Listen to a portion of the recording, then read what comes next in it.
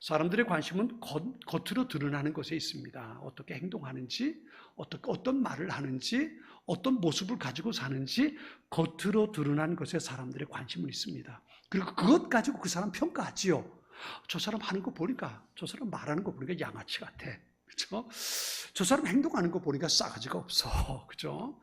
겉으로 드러나는 것 가지고 그 사람을 평가하는 게 사람의 생각입니다. 인식입니다. 그런데 예수님께서 팔복의 말씀 속에서 우리에게 하시는 말씀을 들어보면 예수님의 관심은 겉으로 드러나는 것에 있는 것이 아니라 그 사람의 마음에 있는 것을 볼 수 있습니다. 그렇죠? 보세요. 가난한 마음, 온유한 마음, 애통하는 마음. 이게 다 마음, 의에 줄이고 목마른 것 다 마음이에요. 겉으로 드러나는 어떤 것이 아니라 그 사람의 성품, 그 사람의 기질, 그 사람이 가지고 있는 생각, 그 사람이 가지고 살고 있는 삶의 태도, 여기에 예수님의 관심이 있다는 것을 우리가 찾아볼 수 있습니다. 또 한 가지는요, 마음에 와서 닫고, 이거구나 깨닫게 하신 것 가운데 하나가 뭐냐 하면, 우리는 이렇게 생각합니다. 심령이 가난한 자는 복이 있다. 그러니까 심령이 가난한 사람 돼야지. 애통하는 사람 복이 있다. 내가 애통해하며 살아야지. 온유한 자는 복이 있으니까 내가 온유하게. 의에 줄이고 목마른 사람 복이 있으니까 내가 그렇게. 우리 그렇게 생각하거든요. 그런데 이 말씀을 가만히 보면 여기 이 중요한 이 팔복의 말씀 가운데 무게 중심은 어디 있냐면 그 뒤에 있어요. 마음이 가난한 사람 복이 있나니 천국이 그들의 것이라. 천국, 하나님 나라, 하나님 나라. 애통하는 사람 복이 있다. 그가 위로받을 것이다. 위로받는 거. 위로받는 거.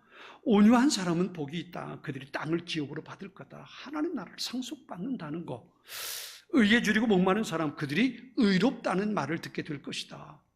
이게 앞에 있는 것보다 더 중요한 거죠. 그 뒤에 있는 거예요. 우리 하나님 나라 소망하며 사는 사람들 아닙니까? 내가 어떻게 살아도 하나님 나라가 내게 주어지지 않는다면, 내가 아무리 착하게 살고 내가 대단하게 산다 할지라도 하나님께서 우리를 보시고 너 의롭다라고 말씀해 주지 않으면 우리 모든 것이 다 헛것이 되고 마는 거예요. 그러니까 이 팔복의 말씀 가운데 중요한 건 앞에 부분이 아니라 뒤에 부분일 수 있다는 거예요. 그러니까 오늘 본문의 말씀도 그렇습니다. 긍휼히 여기는 자는 복이 있나니 그들이 긍휼히 여김을 받을 것이다. 그러니까 긍휼히 여기며 살아야겠구나. 그게 아니고 내가 하나님 앞에 긍휼히 여김을 받아야 되는 거구나. 이걸 깨닫게 될 수 있는 겁니다. 성품이 변하지 않는다면, 우리의 속마음이, 우리의 사람의 삶의 태도가 변하지 않는다면, 여러분 그래요. 성경의 지식이 아무리 많아도, 교회를 아무리 많이 오래 다녔어도 말이죠. 그러고 다녔어도 내 직분이 어떠한 거든지 말이지요.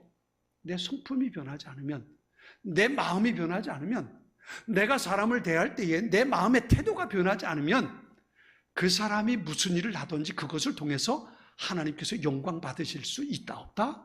없다는 거예요. 없다는 거예요. 중요한 건 내 마음의 변화예요. 하나님의 말씀을 들을 때, 그래서 우리가 늘 기도하면서 드려야 할 그 내용이 이겁니다. 하나님 이 말씀을 통해서 내 마음이 변하게 해주세요. 내 속사람이 변하게 해주세요.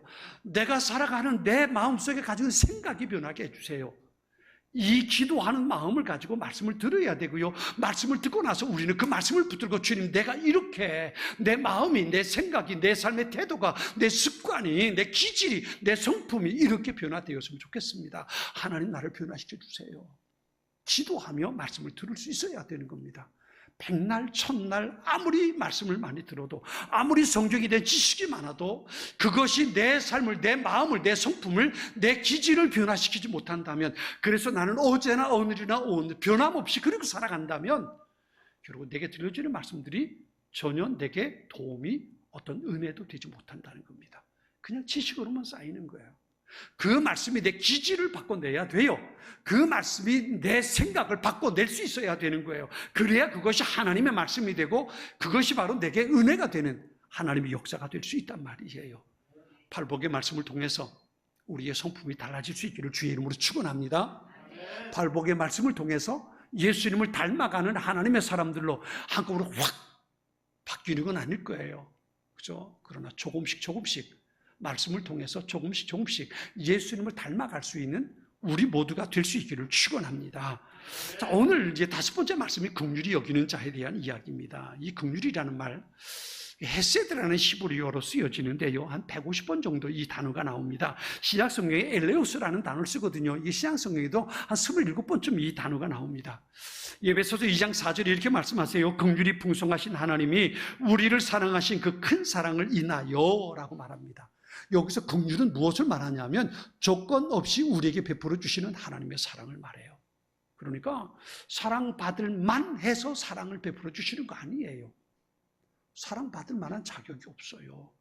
그런 모습이 없어요. 그런데 우리에게 사랑을 베풀어 주시는 하나님의 모습을 성경은 긍휼이라는 단어로 설명하는 겁니다. 마태복음 18장 23절로 35절에 예수님께서 말씀하신 한 가지 사건이 있습니다. 한 임금이 자기에게 빚진 종이 있는데 얼마나 빚졌냐면 1만 달란트를 빚졌어요. 1만 달란트가 얼마나 값어치가 큰 거냐 하면 이 종이 평생 갚아도 갚을 수 없다는 걸, 그리고 그것 때문에 빚에 눌려서 불행하게 살 수밖에 없다는 것을 이 임금이 알고 그 종을 어느 날 부릅니다. 너 나한테 1만 달란트 빚졌는데 그거 갚을 수 있겠냐? 그랬더니 이 종이 제가 꼭 갚겠습니다. 안 갚겠다 그러면 안 되잖아요. 그죠? 임금님 앞에서. 제가 꼭 갚겠습니다. 그리고 얘기하는 거예요. 언제 갚을 수 있는데? 제가 어떻게든 갚겠습니다. 근데 어떻게든 해도 갚을 수 없을 만큼 되는 게 이 1만 달란트입니다. 그걸 알고 이 임금이 그 종의 빚을 탕감해 줍니다. 너 내가 아무리 봐도 1만 달란트 너 갚을 능력, 평생에도 갚을 능력 없어. 그냥 내가 탕감해 줄게. 그냥 자유롭게 이제부터 너희 가족들과 함께 빚에 눌리지 말고 행복하게 살아. 그리고 1만 달란트를 탕감해 준 겁니다. 이 종이 얼마나 신났겠어요. 신나서 왕 앞에, 임금님 앞을 나와서 이렇게 오는데 친구를 안 사람 만납니다. 근데 그 친구는 자기에게 100데나리온을 빚진 친구입니다. 그런데 이 1만 달란트 탕감받은 종이 자기 친구를 만나가지고 그 친구 멱살을 딱 잡습니다. 너 나한테 100달란트 빚졌잖아. 왜 그거 안 갚아? 언제 갚을 건데? 너 빚 갚겠다는 날이 지났잖아. 왜 안 갚아? 그 친구가 미안하다고 내가 꼭 갚겠다고 막 사정하는데 안 돼. 그리고는 감옥에 집어넣습니다. 너 다 갚을 때까지 절대로 못 나와. 감옥에 가둬버린 겁니다. 이 이야기를 임금이 들은 거예요. 다시 이리 와. 불러드립니다. 그리고 말합니다. 내가 너한테 1만 달란트를 빚진 걸 탕감해 줬어. 그런데 너한테 100데나리온 빚진 친구의 종을, 그 친구의 빚을 탕감 못 해줘? 넌 도대체 뭔데? 너도 1만 달란트 다 갚을 때까지 감옥에 들어가. 감옥에 집어넣은 거예요.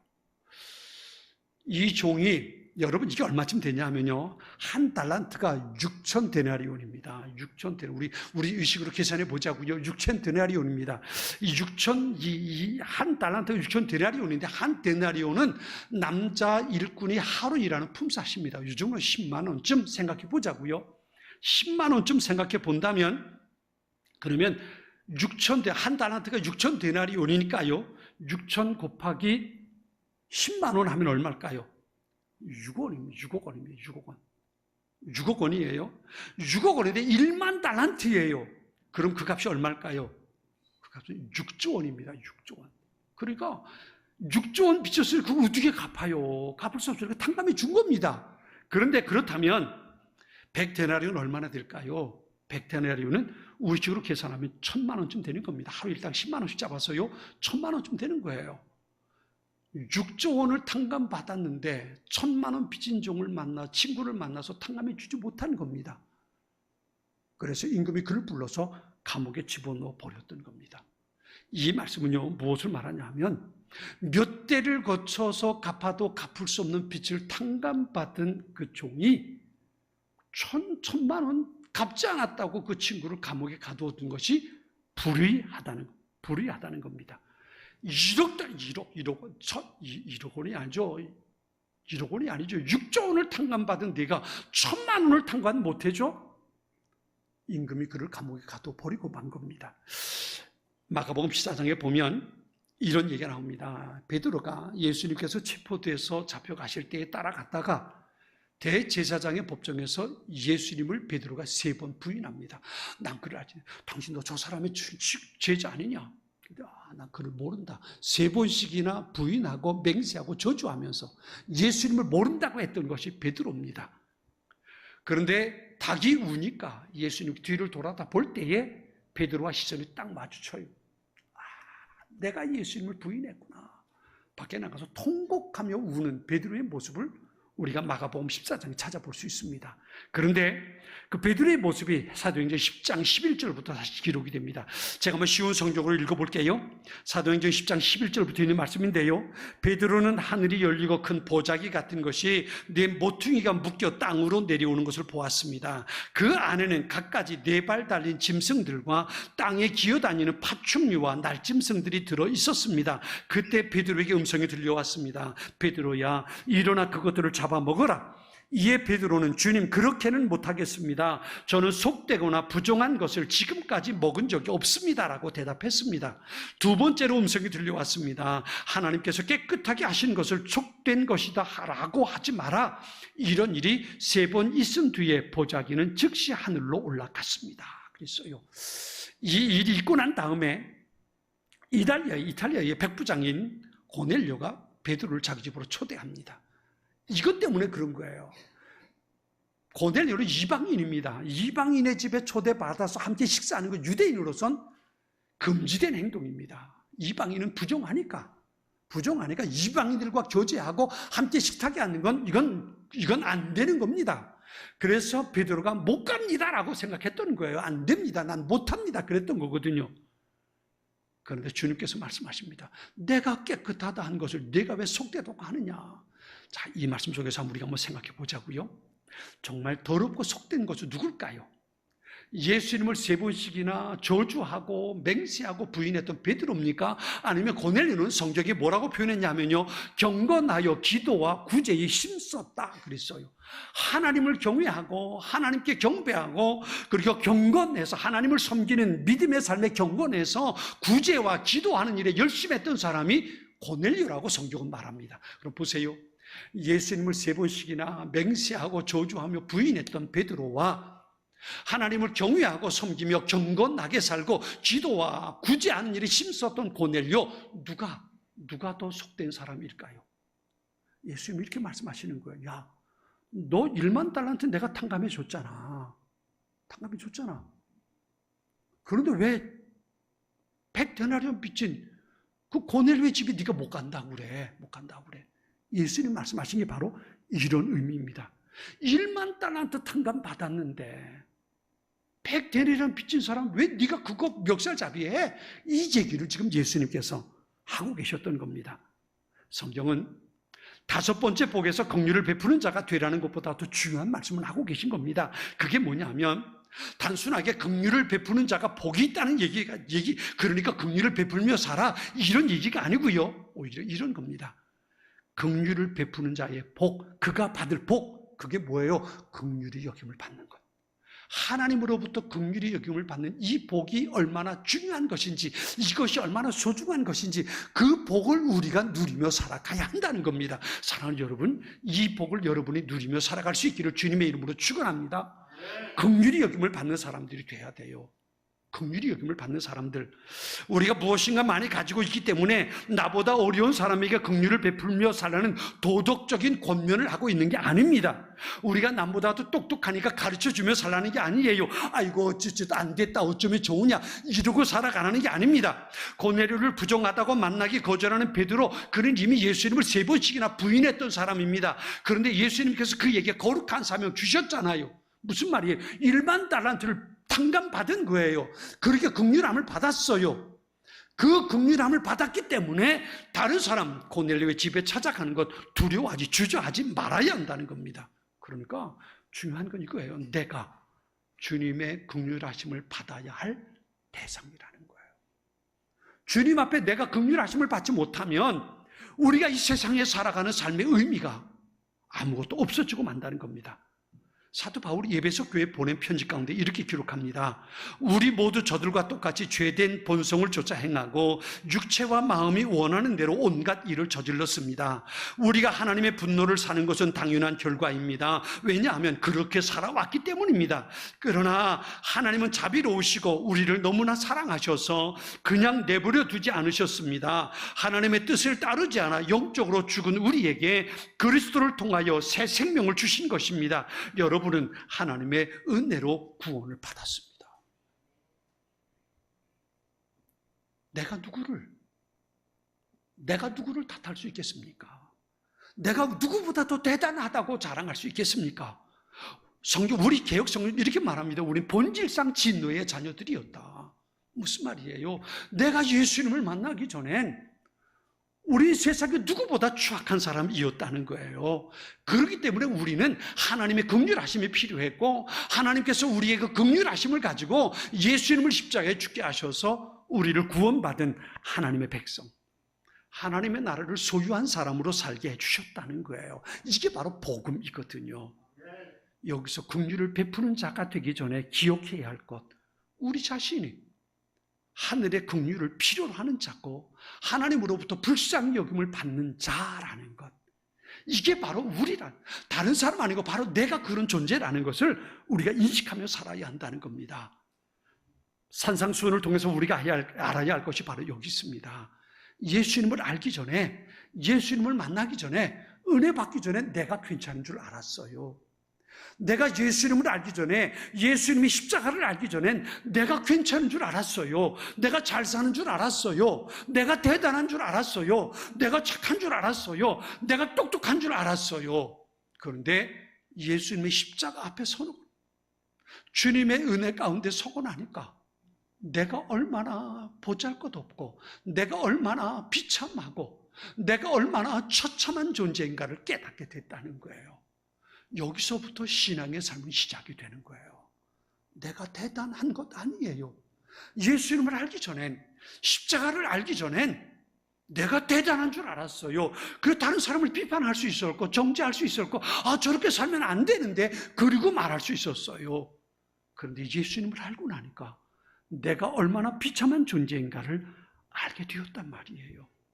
예수 그리스도 안에서 내가 죽을 수밖에 없는 죄를 지은 사람이라는 것, 이것을 깨달은 사람이 바로 우리란 말이에요. 우리란 말이에요. 이것을 깨닫지 못했다면 여전히 우리는 신앙의 삶을 살지 못하는 사람들입니다.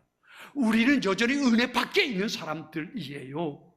사도 바울이 말하는 것처럼, 오라 내가 비참한, 내가 죄인 중에 괴수라, 이것을 깨닫지 못했다면, 그래서 나는 하나님의 은혜가 필요하고 하나님의 자비가 필요하고 하나님께서 나를 불쌍히 여겨주셔야 내가 살 수 있습니다. 이 고백이 우리에게 없다면, 그래서 다른 사람을 정죄하고 비난하고 여전히 그 자리에 있다면, 여전히 우리는 하나님의 은혜 밖에 있는 사람이 될 수밖에 없다는 겁니다. 이것이 바로 우리가 산상수훈을 통해서 들을 수 있어야 하는 말입니다. 예수님께서 십자가에 매달리셨을 때에 예수님이 십자가의 손과 발이 십자가에 못 박히는 소리, 망치 소리를 들을 때에 내가 죄인이구나, 내가 하나님의 은혜가 필요한 존재구나, 이것을 들을 수 있는 것, 이것이 바로 은혜 받은 자의 모습이라는 겁니다. 그 소리를 들을 때에만 비로소 내가 멸망당할 수밖에 없는 곤고한 자고, 내게 하나님의 은혜가 필요한 불쌍한 자라는 것 고백할 수밖에 없게 되는 겁니다. 여러분, 누가복음에 탕자가 집으로 돌아왔을 때에 아버지는 화가 잔뜩 나 있지 않았습니다. 아버지는 전혀 화가 나지 않았습니다. 이 장면을 누가복음 15장 20절에 보면 이렇게 기록합니다. 아직도 거리가 먼데 아버지가 그를 보고 치근히 여겨 달려가 목을 안고 입을 맞추니 그랬어요. 여기 아들이 아버지께 달려가서 매달리거나 나를 불쌍히 여겨주세요, 나를 용서해 주세요, 아버지 집에 나 있게 해주세요, 그리고 매달린 게 아닙니다. 아버지가 달려가서, 차마 아버지 앞에 나오지 못하는 그 아들에게 달려가서 그 아들을 안고 볼에 입을 맞추었던 겁니다. 여기 치근히 여겼다는 말이요, 영어 성경에 보면 어떻게 번역했냐면 이렇게 번역했어요. 불쌍한 마음이 가득 차서 그랬어요. 불쌍한 마음이 미움 아니에요. 화 아니에요. 불쌍히 여기는 마음이 그 아버지 마음에 가득 차서 달려가서 그 아들을 꼭 안고 볼에 입을 맞췄다는 겁니다. 이 아들이 누굽니까? 아버지가 불쌍히 여기는 마음 가득 안고 볼에 입을 맞춘 그 탕자가 누구냔 말이에요. 그 탕자가 바로 저와 여러분 아닙니까? 저와 여러분 아닙니까? 우리가 어떻게 하나님 앞에 나와서, 주님 십자가 앞에 나와서 나를 위해 죽어주셨으니 감사합니다, 그럴 수 있는 존재입니까? 우린 차마 주님의 십자가 앞에 머리 들 수 없는 사람들이잖아요. 그런데 그런 우리를 향해서 괜찮아, 내가 너를 위해 대신 죽을게, 넌 살아야 해, 불쌍히 여기는 마음이 가득 차서 우리를 위해서 십자가에 내어주신 하나님의 긍휼하심이 우리에게 있지 않습니까? 주님께서 말씀하신 착한 사마리아 사람의 비유를 가만히 보세요. 그 사마리아 사람의 비유를 통해서 제사장과 레위인의 자세에 대해서 예수님은 간접적으로 비판합니다. 그리고 사마리아 사람이 행한 것에 대해서 칭찬을 합니다. 강도를 만나서 거지반 죽게 된 사람, 이제 그 죽을지도 모르는 많은 피를 흘리고 죽어가는 그 사람, 고통당하는 그 사람을 볼 때 레위인과 제사장은 어떻게 했습니까? 물론 여러분, 그 말씀 속에 제사장과 레위인이 마음이 완악한 사람이라는 얘기가 아니에요. 그래서 그 사람 보고 넌 잘 죽어 그리고 갔다는 얘기가 아닙니다. 지금 예루살렘 성전으로 올라가서 그들이 해야 할 일이 있어요. 제사장은 제사를 드려야 돼요. 레위 사람은 제사장이 제사 드리니라 함께 도와줘야 돼요. 그런데 그 사람, 피 흘리고 있는 사람을 만지면 부정하게 돼서 그 일을 못해요. 그 일을 못하니까 이 제사장이나 레위인은 여기서 갈등하는 거예요. 내가 이 사람을 도와야 될까, 아니면 내가 올라가서 제사장으로 제사를 드리고 레위 사람으로 제사를 돕는 그 일을, 하나님 앞에 예배하는 그 일을 해야 할까? 둘 중에 하나를 선택해야 돼요. 이 갈등을 가지고 있다가 제사장과 레위 사람은 그래, 내가 하나님 앞에 예배 드리는 것도 중요해, 그리고 올라간 거예요. 올라간 겁니다.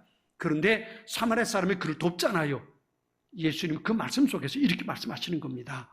이렇게 말씀하시는 거예요. 하나님 앞에 드리는 예배보다, 제사장과 레위 사람이 가지고 있는 게 그거거든요. 내가 올라가서 예배 드려야 돼, 내가 저 사람 만지면 예배 드릴 수 없어, 내가 하나님 앞에 해야 할 일을 못한단 말이에요. 이건 놔두고 올라간 거예요. 그런데 예수님 말씀하시는 거 그거예요. 하나님 앞에 드리는 예배보다 불쌍한 사람을 돕는 것이 먼저라는 거예요. 그게 먼저라는 거예요. 하나님께서 받으시는 참된 예배가 바로 그거라는 거예요. 예수님이 이렇게 말씀하십니다. 자기에게 질문을 가지고 선한 이웃이 누구입니까? 라고 물어보는 사람에게 누가복음 10장 36절에 이렇게 말씀하세요. 너는 이 세 사람 가운데 누가 강도 만난 사람에게 이웃이 되어주었다고 생각하느냐?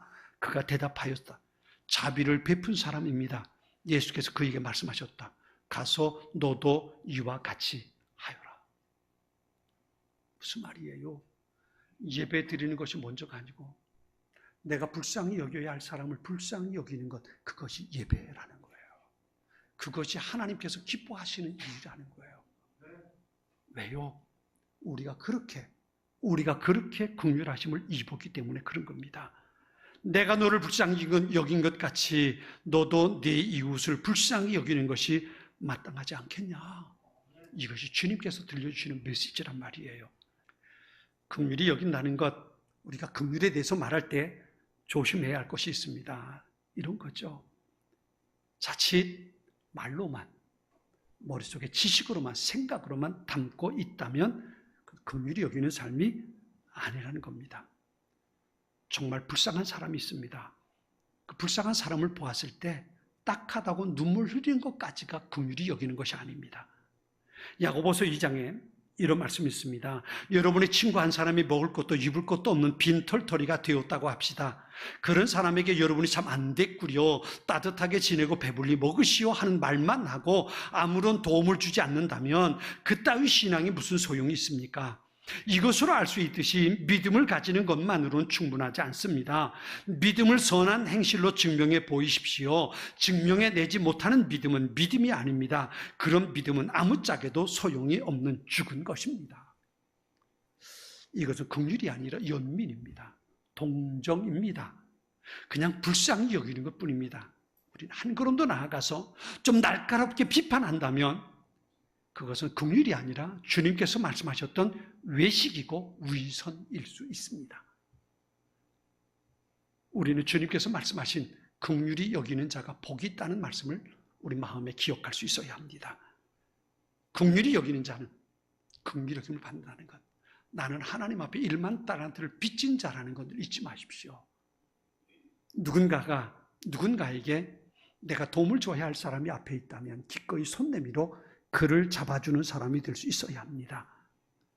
마태복음 9장 13절에 이렇게 말합니다. 너희는 가서 나는 희생제물보다 자비를 원한다는 말씀이 무슨 뜻인지 배워라. 나는 의인을 부르러 온 것이 아니라 죄인을 부르러 왔다. 예배보다, 내가 하는 어떤 일보다 하나님께서 더 기뻐하시는 것이 바로 불쌍히 여기며 살아가는 것이라는 것. 긍휼히 여기며 살아가는 것, 긍휼을 베풀며 살아가는 것, 그것이 하나님께서 더 기뻐하는 산 제사가 된다는 것을 우린 잊지 말아야 합니다. 이미 우리는 하나님 앞에 1만 달란트 빚졌다가 탕감받은 사람들입니다. 하나님으로부터 긍휼하심을 받은 우리 어떻게 해야 할까요? 1만 달란트 탕감받은 그런 종인 우리가 어떻게 살아야 할까요? 긍휼히 여긴다는 것이 어떤 것일까요? 주님 우리에게 이렇게 말씀하십니다. 가서 너도 그렇게 해라. 가서 너도 그렇게 해라. 지금은 선교 헌금 시간입니다. 이 예배를 통해 삶 가운데 은혜와 회복이 충만하시길 간절히 기도합니다.